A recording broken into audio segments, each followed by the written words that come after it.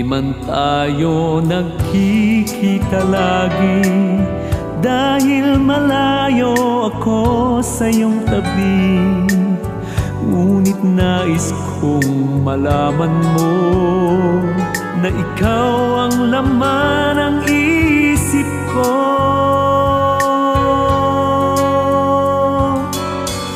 O kay hirap mawalay sa iyong piling,